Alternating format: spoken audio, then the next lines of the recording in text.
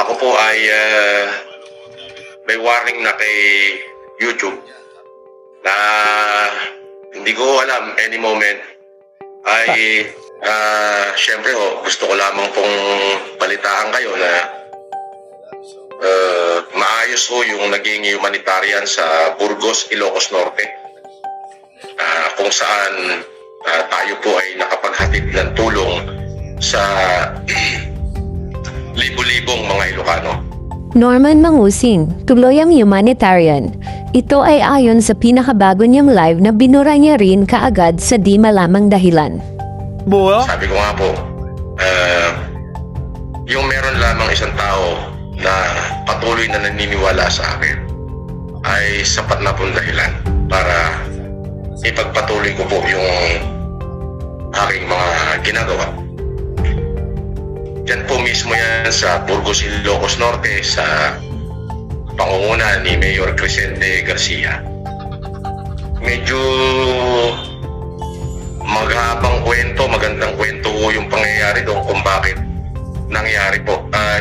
Thank you, Emmanuel Soriano, kung bakit po yung natuloy ang humanitarian dyan sa Burgos. Nagpasalamat ito sa ilang mga tao na nagpatuloy umano ng kanyang gawang-gawa habang siya'y nasa kulungan. Ilocos Norte. Actually, maraming doon salamat kay Mayor Crescente Garcia na kahit papano ay nung ako ay kasalukuyang nakakulong ay siya po ang ika nga ay namahala para maituloy yung aking humanitarian. Yan po ay collective effort ng ating mga volunteers doctors, volunteers nurse.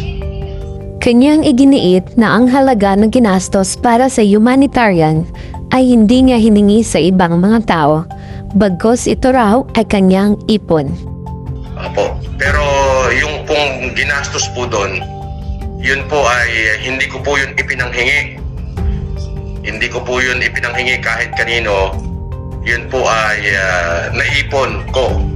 Yun yung mga kinita ko sa nagdaang taon. Wala na po akong TikTok. Wala na rin akong Facebook. Dinisable na nila. Hindi ko rin po alam kung hanggang kailan tong YouTube na to, at wala akong problema.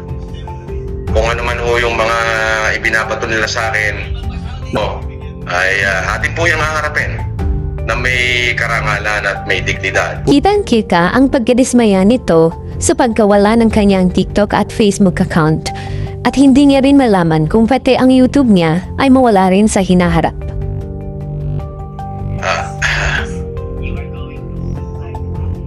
Shout out sa iyo, Ricky Vargas. Thank you So, gusto ko lamang kong pasalamatan si Mami Jaja Cap, Ma'am Naeli Maurin, yung ate ko, si Manang Janice, si Ate Odette, si Ate Tess, si Ma'am Marilyn Monjicline. Thank you. Ate Salve Balaoro.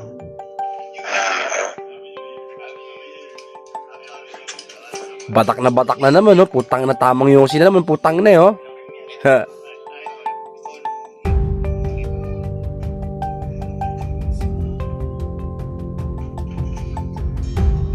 Carlos Soriano, salamat. Doon po sa kay Leo Weda, sa lahat po ng nagpakita ng pagsuporta, pagmamahal, maraming salamat.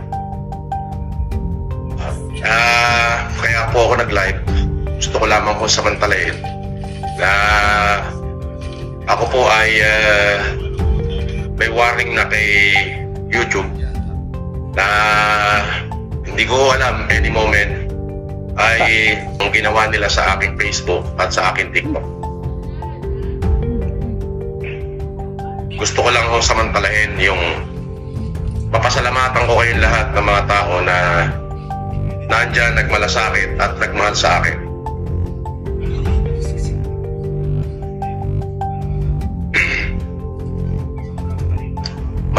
salamat po sa inyo.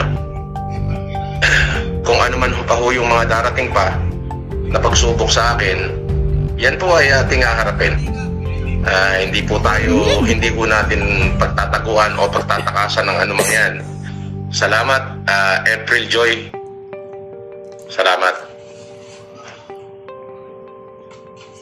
Ako po ay walang pwedeng maikwento na kundi yun lang aking achievement nung nitong nakaraang Tuloy na ba ang pagpapakumbaba ni Norman? Ano kaya ang mangyayari sa kanya kung tuluyang mawala pati ang YouTube channel niya? Ito si Manny Pacquiao na mag-ahalat ng nagiging trapo. Alam mong may utang sa akin yan, hindi pa nagbabayad. $30 million ang utang sa amin yan. 30,200,000. Kung 2018 yun, that would be 1,700,000,000. Komplet, nakadimanda yan. Lalabasan na ng warrant yan. Eh bakit yung nanay ni Pacquiao mas masahol pa sa baluga? Hindi naman tayo kasi bobong katulad niya. Oh, yung kernel nyo walang bearing yan ha. Pag sinabing walang bearing, wala talagang bearing. Tayo lang din yun, yung kernel nila na yun. Pwede ko pahirapan yan eh, pag ginusto ko. Bibidyohan ko pa na sinasampal ko sa mukha yung kernel mo.